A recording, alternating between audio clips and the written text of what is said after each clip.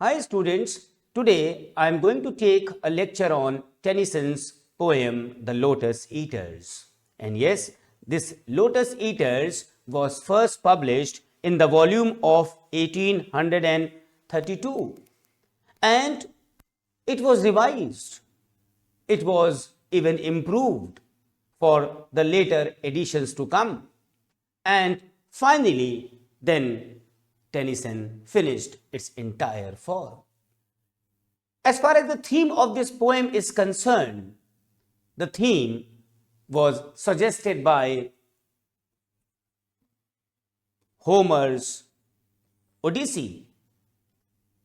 This is an important point to be noted, that the theme of this poem was suggested by Homer's Odyssey. What happened that after the siege of Troy, Ulysses, who was the ablest, the wisest of the Greek, he passed through a long series of adventures before he reached his hometown.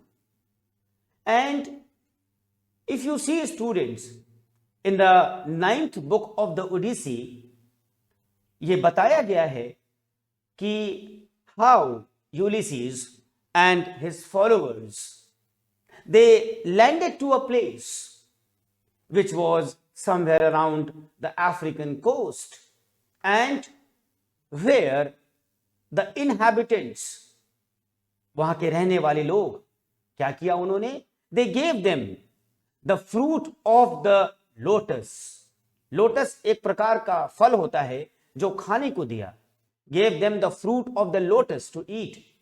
And those who tasted, जिन्होंने इसका स्वाद चखा, क्या हुआ? Forgot their homes. अपना घर ही भूल गए. And so when they forgot their home, they only wished to remain where they were. तब उन्होंने क्या विश किया कि हम जहां हैं वहीं पे रहेंगे. So this old description of the land of the Lotos-Eaters is undoubtedly very ideal and harmonious for the mental condition of the dreamy content, and produced by the eating of that fruit lotus. And one thing more, that the spirit of lethargy which is to be found in this poem is actually somewhere like a striking contrast with the spirit of travel, with the spirit of adventure of which poem? Of the companion poem, that is Ulysses. And though the inspiration for the poem Lotos-Eaters came mainly, as I have told you, from Homer, many other poets have laid a lot of contribution that this poem Lotos-Eaters can be called, aptly called, a poesy. क्या कह सकते हैं? इसको note कर लीजिए students. A poesy of other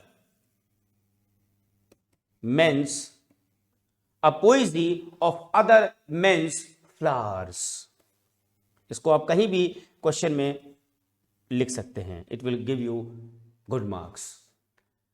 And there is no doubt about it that merely the string that binds these flowers, वो string जो इन गुलाबों को, इन फूलों को बांधती है, वो कौन है? It is undoubtedly Tennyson.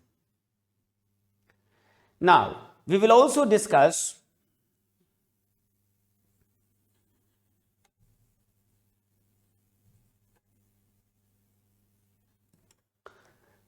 some more things. And what are those? That this poem, The Lotos-Eaters, opens with the Spenserian stanzas, which gives an account of the pictorial scenes and the atmosphere of which place? Of the Lotus land. And in that island, you will be surprised to know that it is always afternoon. And this afternoon is a time when people feel very drowsy and are inclined to sleep. बहुत natural है कि आप देखिए दोपहर में बहुत सारे लोग सो जाते हैं. And the air there is languid, and the sunset starts lingering in the west, east to west.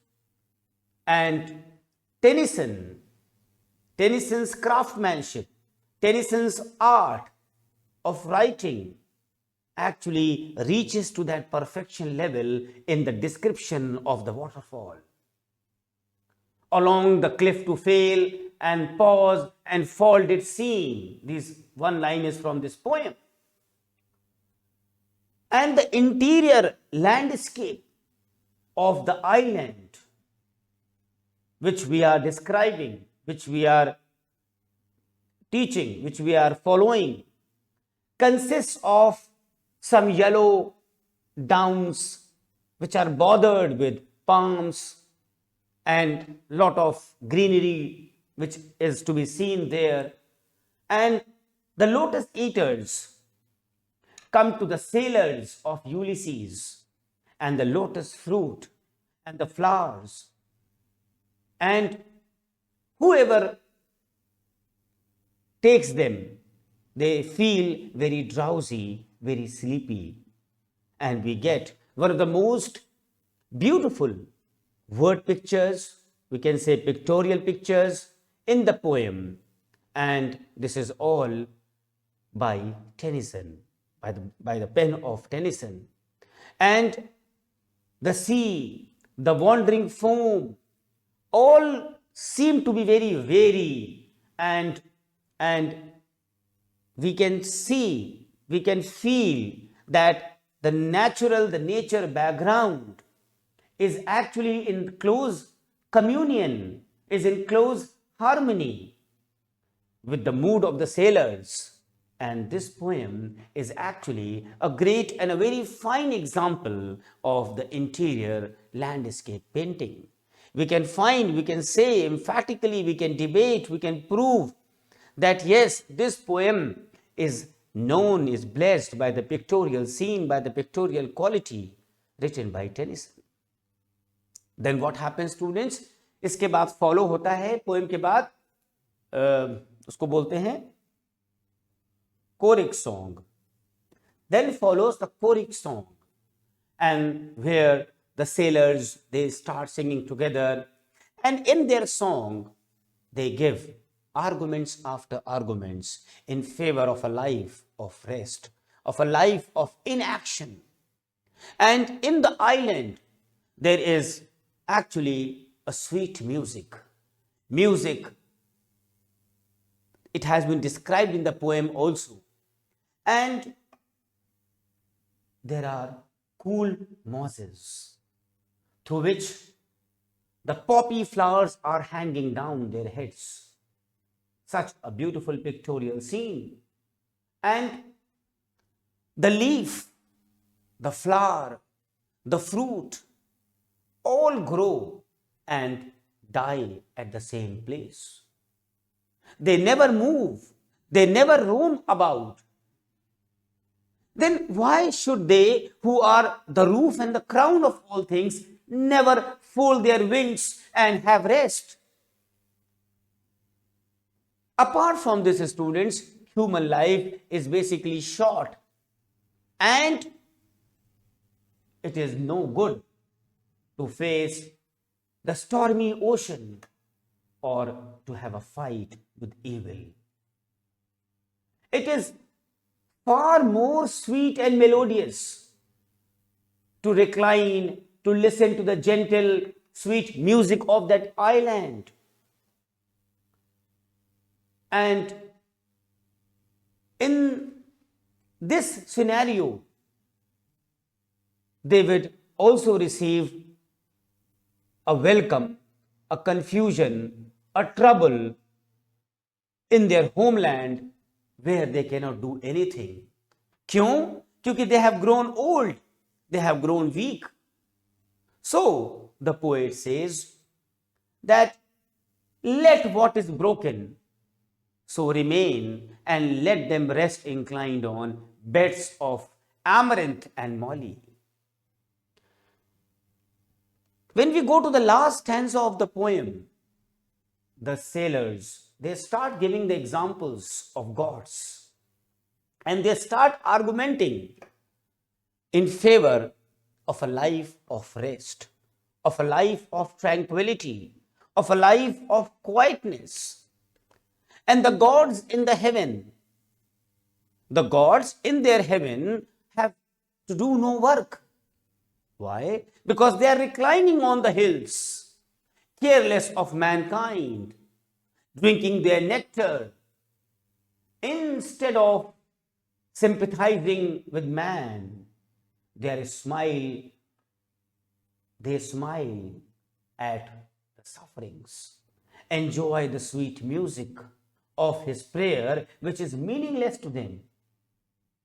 They would not toil anymore now, ऐसा sailors का कहना था. Rather, like the gods, they will enjoy the sweet music of the island, and they will rest on the beds.